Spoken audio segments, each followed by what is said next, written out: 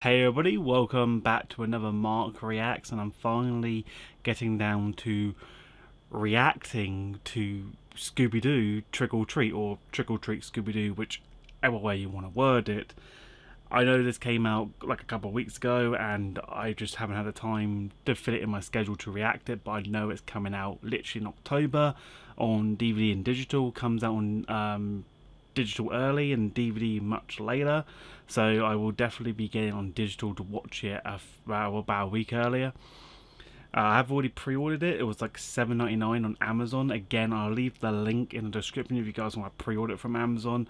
But overall, I've been hearing a lot of good things about this. There's some odd negatives about it, like people comparing the art style to the Goblin King movie, or they don't like the new concept art because it's, a bit of Guess Who.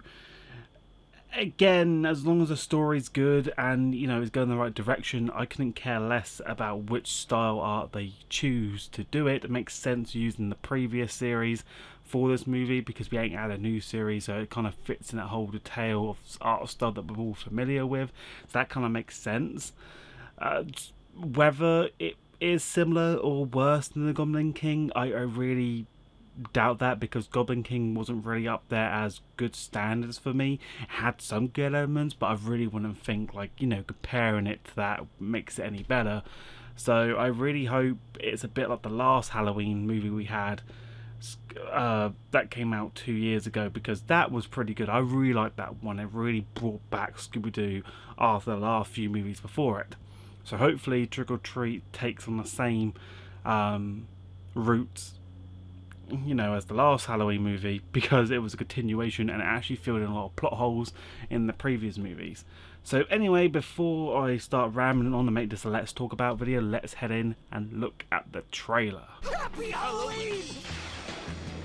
So far, it's starting off good. Get ready for spooky costumes. Spooky costumes. When I'm thinking, let's suit up. I actually got. Oh, that's a throwback. It's literally to Where Are You? Yeah, definitely. Definitely a throwback episode. This is shaping up to be the best Halloween. Wait, hang on a second. So Shaggy's gone as Scooby and Scooby's gone as Shaggy. I swear they've done that before. It could be the Mandela effect, but I could have sworn they'd done that before. Where in a previous series where they did Halloween and they went as each other. And of course, Oh my god, it's literally them in zombie forms. We got zombie Velma, zombie Daphne, Scooby, and I'm guessing Fred and yeah, there's Shaggy. Oh my god. It's like that Valentine's episode where they had robot. I think it was What's Who Scooby-Doo? They did the whole Valentine's Day episode where it ended up being the gang as robots destroying their hometown and getting framed. That was a good special. in an original movie, Oh yeah, an original movie was so much throwback. Mystery Inc. faces their greatest threat yet. Oh my god. That's the thing you don't want, is to be in a prison with all the people you locked up to then be released while you're inside that prison. Worst experience ever. Oh my god. First the business thing gets destroyed, but now in a scene which literally is from season 1 of Where Are You? Oh my god, I love that episode. The fact is on screen there. I always thought it was a strange coincidence that all our cases seem to involve some supernatural creature. But it wasn't a coincidence. These costumes were Oh created by my one God. person. Coco Diablo. Oh my god, so it's like a whole conspiracy. It's a bit like The Incredibles, where each superhero has their costume made by one person. It's a bit like this, but instead of heroes, it's villains. Seriously impede our chances of trick-or-treating. That's really good. And if you're wondering the scene, In person. if I get it back up again, this scene here, feels to me like I'm watching Pokemon the first movie, where Ash is in the machine trying to get his Pokemon back, and he's fighting with, the tentacles trying to steal the data to clone them. It's a bit like that scene. I know it's definitely not, but it reminds me of that particular scene. Come for the I treats. quite like how they're bringing back the gang as monsters. It just gives it a good feel to it. We haven't had that in a long time. Hey, ghouls! Don't forget about me and Scooby-Doo! Out the back of This pumpkins. whole franchise is named after me. Breaking the fourth wall, like, you know, acknowledging that there is someone watching. Scooby-Doo. There was a lot Trick or treat, a lot Scooby-Doo. Look for it of on digital and DVD. Easter eggs. From that, we definitely got a look at previous characters, like villains from Where Are You. We definitely had highlights from Where Are You. Great costumes. We also got the lore of who made the costumes, which was never brought up anywhere in the original series or the ongoing series until now. That was a really nice touch because, you know, who makes all these costumes? Is it the villain? We always thought it was the villain. Now we know there's someone who makes them for a living, a bit like the Incredibles.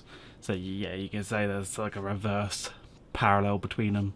You know, makes Incredibles heroes get their costumes made, and this one's villains get costume made, and also they're bringing back the whole, you know, the gang as the main antagonist, because, you know, there's ghouls of them, which we don't really see a lot anymore of the gang playing the villains. Obviously, we had it in Frankenstein, where it was kind of like a manipulation. Then we also had the Valentine's special for What's New Scooby-Doo, where it was the gang as robot forms destroying the hometown, like, you know, ruining Valentine's.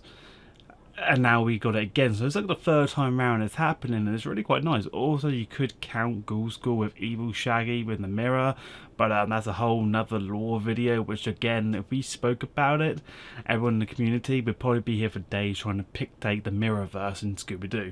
And, you know, whether we have an evil side or not, you know, does an evil person have a good side in the mirror, does a good have a bad, that type of thing. So yeah, we're not going to include that because we'll be there forever, but, you know, third time round they're bringing back the whole full circle. But I'm pretty sure in another Halloween special, Shaggy and Scooby did dress as themselves, like, you know, the revolves verse. So Shaggy was Scooby and Scooby was Shaggy.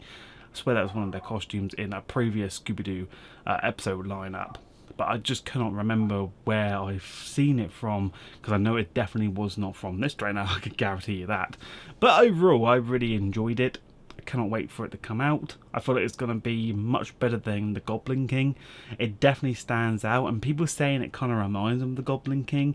It's kind of ridiculous trying to say that, because this has a lot of throwback lore to the original series, and it might actually explain some little things that were just off-putting and left us, like, you know, scrambled. Like, we're finally going to find out who makes the costumes, which is quite a deal, but we're also going to find out, is she good, or is she just, you know, doing it for the business money side?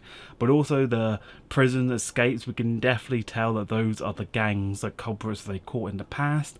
So obviously they're out for revenge. But the one thing that I never really understood is, why did they destroy the Mystery Machine again and Fred had no emotion to it? In the past, when the machine got destroyed, Fred got attached because it's his baby. And then in Frankenstein episode, or in the Frankenstein movie, when the van got destroyed, Fred was broken. He was lost. Okay, so, you know, and then especially in the Scoob movie, when the Machine was destroyed, Fred went into battle mode, like a gladiator. Okay, so why did they not, you know, care whether it, you know, it's kind of those small details you don't forget about. We know the Mystery Machine is Fred's baby, so I think already that the Mystery Machine is just a carbon copy. That's why Fred didn't have a massive attachment. But if it is the original Mystery Machine, by God, I'm going to be so upset they didn't include Fred's emotional breakdown attachment to it, because it all comes down to, does Fred love Daphne more than the car? It's a hard one to choose. If you really think about it, give him a choice, he'd probably choose the car. But anyway, that's the whole trailer. That's all my thought process on it. I will come back in a week or so to do a Let's Talk About before the movie comes out, and hopefully I'll get enough time to sit down and watch it and do a review if I can. If not, the review will be on hold and put on a shelf until I get around to doing it. Hopefully I can push the review out, because I really want to get some more stuff out this year. But yeah, I hope you guys have enjoyed this reaction video. Sorry that it's a bit late. Sorry that, you know, I've been incognito. I've got another video coming explaining what's been going on. But yeah, I hope you guys have enjoyed. Remember to leave a like, comment, subscribe and turn on post notifications. And also I now have a new outro card, so please show support by checking the link in the description. But until then, take care.